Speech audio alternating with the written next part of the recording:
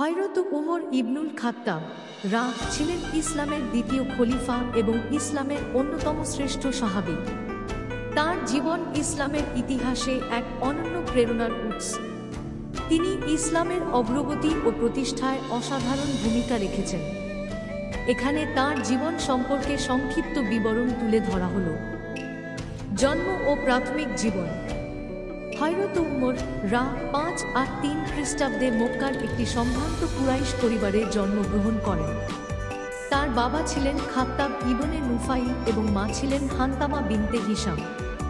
তিনি ছোটবেলা থেকেই সাহস, নেতৃত্ব ও প্রজ্ঞার জন্য পরিচিত ছিলেন। তরুণ বয়সে তিনি শক্তিশালী ও বুদ্ধিমান ব্যক্তি হিসেবে পরিচিত হন এবং মক্কার সমাজে একটি গুরুত্বপূর্ণ অবস্থান অর্জন করেন। ইসলাম গ্রহণ। প্রথম জীবনে উমর রা ইসলামের ঘোর বিরোধী ছিলেন।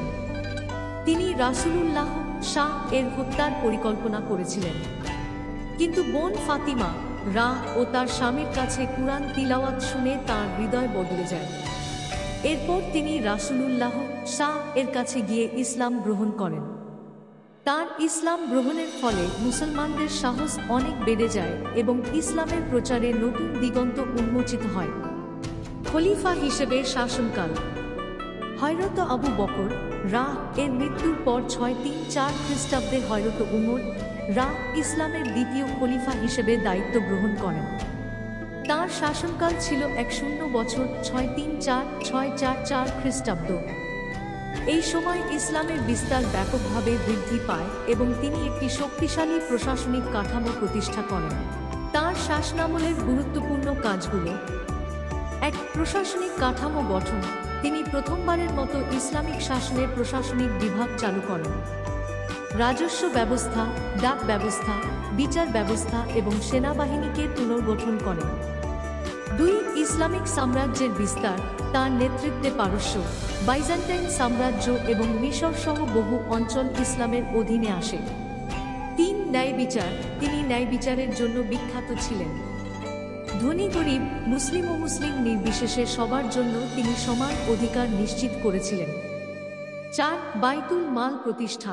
জনগণের অর্থনৈতিক চাহিদা পূরণের জন্য তিনি বাইতুল মাল, রাষ্ট্রীয় কোষাগার প্রতিষ্ঠা করেন। শহীদ হওয়া। হযরত উমর রা 644 খ্রিস্টাব্দে ফজরের নামাজের সময় এক পারস্য দাস আবু লুলু ফিরোজের হাতে ছুরিকাঘাতে আহত হন। কয়েকদিন পর তিনি ইন্তেকাল করেন। মৃত্যুর পূর্বে তিনি 6 সদস্যের একটি শুরা কমিটি গঠন করে পরবর্তী খলিফা নির্বাচনের নির্দেশনা দেন। ব্যক্তিত্ব ও আদর্শ।